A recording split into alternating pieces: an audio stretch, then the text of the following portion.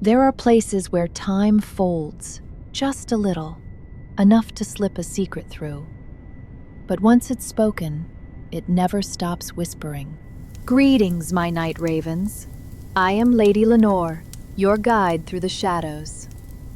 Tonight's tale winds through one of Minneapolis's most iconic landmarks, though what dwells there may not be made of stone or steel. While the story you're about to hear is a work of fiction, the Washington Avenue Bridge, Minneapolis, is very real. Tonight, my dear Raven, you are there.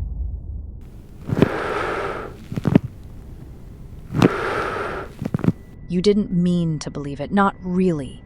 It spreads like anything on campus. First a whisper, passed during a 2 a.m. study crash, or over a beer like a dare. You hear it from a girl in your psych class. She swears it happened to a friend. Sit on the far bench at midnight. Say your name backward. If you do it right, your future will answer.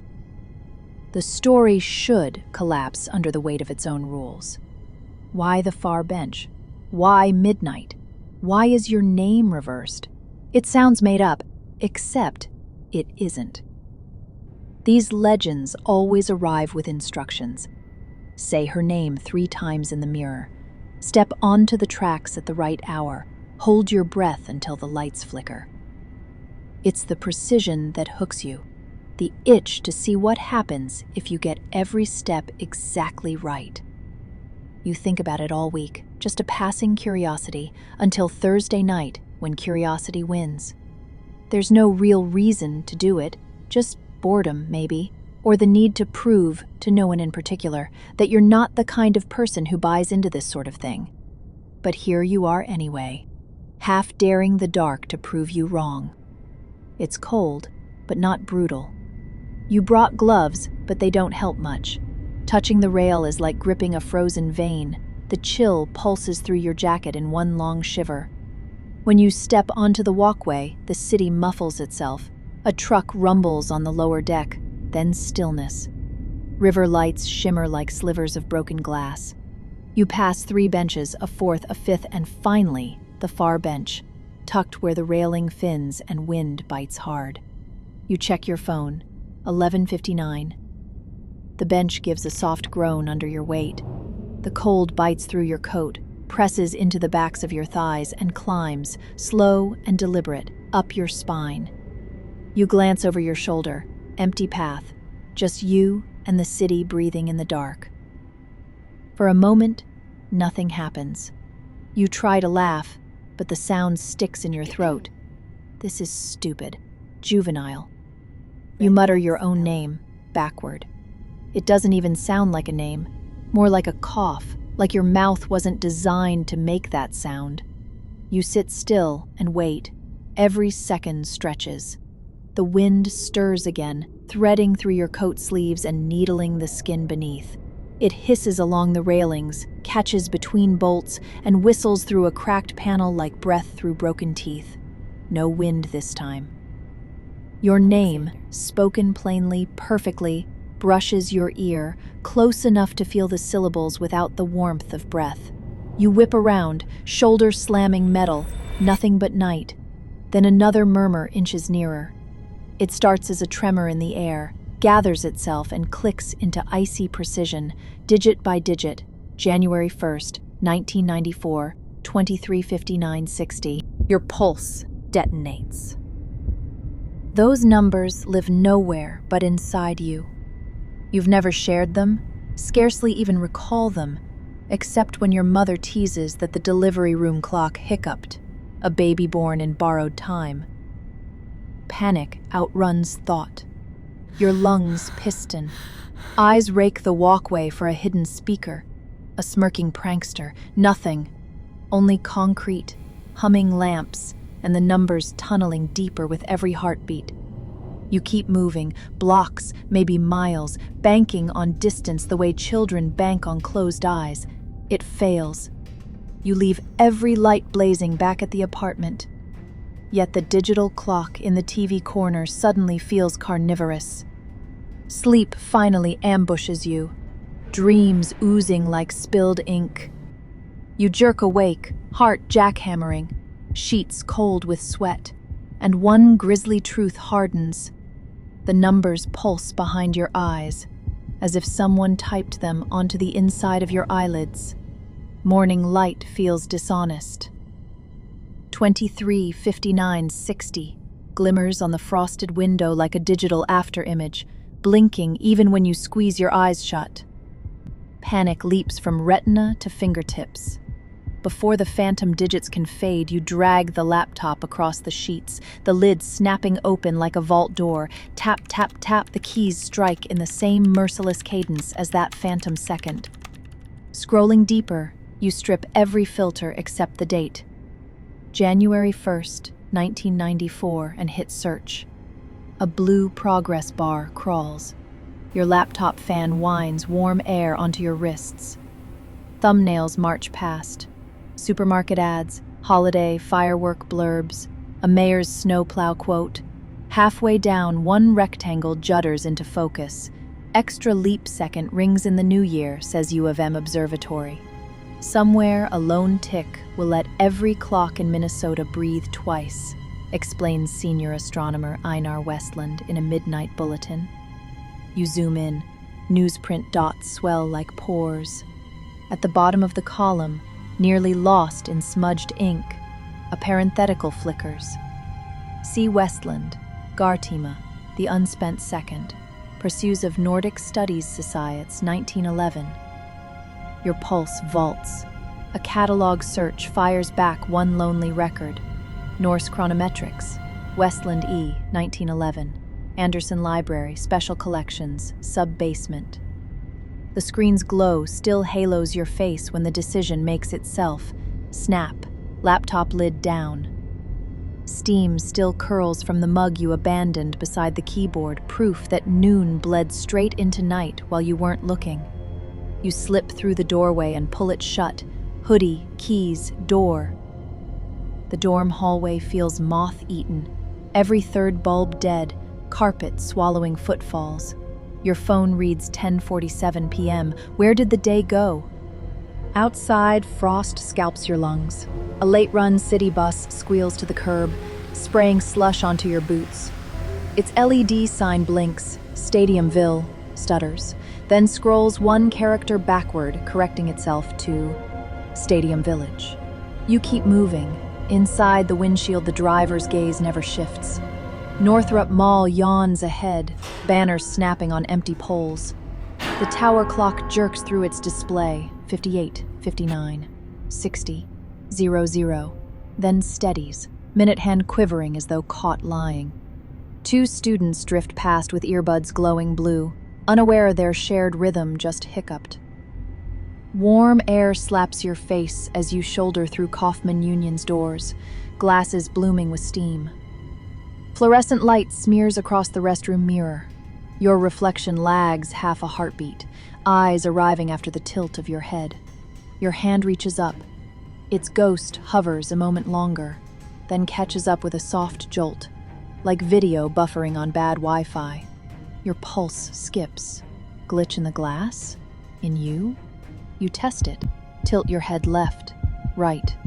Each motion echoes a half beat late, eyes arriving last, unfocused, then snapping into alignment. Water hisses from the faucet. A droplet fattens, breaks loose, and freezes midair, silver and impossible, before zipping back into the tap as if time yanked on a retractable leash. Your chest caves inward. That lone tick, you think. It's following me. You wipe damp palms on denim, steadying your breath, but every inhale feels half a second late. No more glitches, just the hush of vents and distant footfalls. You shove into the hallway, boots ticking out 23, 59, 60 toward the river bluff. Anderson Library crouches against the cliff, 3 tiers of concrete ribs. A laminated notice on the door reads, "Winter hours. Main reading room open until 1 a.m." The push bar groans. Cold, papery air floods out. The elevator doors sigh apart onto the library's sub-basement. Air cool and brittle, tinged with dust and the faint sweetness of paper that's forgotten how to breathe. Fluorescents flicker in jittery Morse as you weave between compact shelving carriages, row 6, row 7, skirting metal rails and dangling call number tags. Halfway down a narrow canyon of Nordic titles, one buckled spine juts like a broken tooth. Gartima, the time behind time. Cracked hide rasps under your fingertips as you ease the volume open. A whiff of peat smoke and cold ink sighs out. On the first folio, spear-shaped runes stalk down the page. Squeezed into the margins, a nervous translator has threaded a thin English paraphrase. Each midnight owns a shadow twin, one hoarded second, bright as a coin. Untended, it swells. Tended, it sleeps. You turn the page. New runes flare like teeth, and beside them a penciled footnote tilts at an angle. The coined second seeks the soul, born inside its stolen tick. That soul must stand watch, or the second will devour the hours that follow. Your pulse scuds. You flip again. In the inner gutter, a line of rust-brown ink looks scorched into the parchment. Child of the coin, keep the gate. Fail, and the day will chew its tail. Heat prickles your scalp. The date on the bridge, your impossible birth second, slots too neatly into the warning. How can a single hiccup in a clock swallow whole hours? Why me? What did I do besides arrive in the wrong heartbeat? The questions pile faster than breath, but the book offers no mercy, only blank margins waiting to be filled with your panic. A metallic groan ripples out of the stacks. One of the motorized shelving carriages glides a few inches, even though its key switch still hangs in the off position. The floor responds with a slow thump, pause, thump, matching the beat of your own pulse. That's no seismic tremor. It's the hoarded second itself, stretching inside the hour like an animal testing the walls of a cage. Under your thumbs, the parchment is already crowded with ink.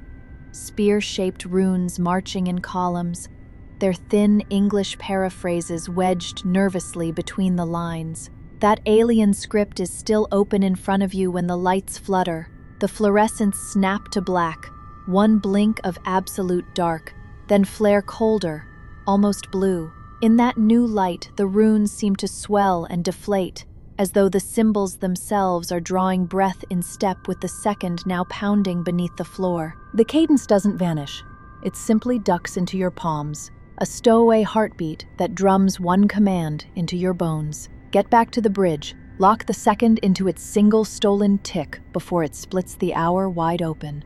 You jab the up arrow. The indicator sputters, B, G, B, G, like it can't decide which floor exists. Then the cab yawns open. Inside, the display flickers, settles on G, and the elevator lurches upward, cables ticking one clean beat, then a ghost beat half a second later, a heart with a murmur. When the doors part, night air knifes into the lobby. Moonlight sheets across the quad like tin foil. Burton Hall's bell strikes once, stalls, strikes the same note again, the echo still hanging in the air. Your phone glows at 23 hours, 41 minutes. The extra pulse behind the numbers tugs you toward the river, guiding your steps whether you agree or not. 23 hours, 58 minutes, 47 seconds. No wind, no traffic. The bridge holds its breath above a river flat as dark glass. You sit on the far bench. Even your own inhale seems to reach your ears a second late, like a badly dubbed movie. 23 hours, 59 minutes, 55 seconds. One lamp pops off, then the next, then the next. Darkness sprinting toward you like dominoes falling. 23 hours, 59 minutes, 59 seconds. The concrete deck dips inward, as if the bridge is sucking air. Beyond the rail, the river vanishes, traded for a flat black sheet, an empty chalkboard waiting to be written on. 23 hours, 59 minutes, 60 seconds.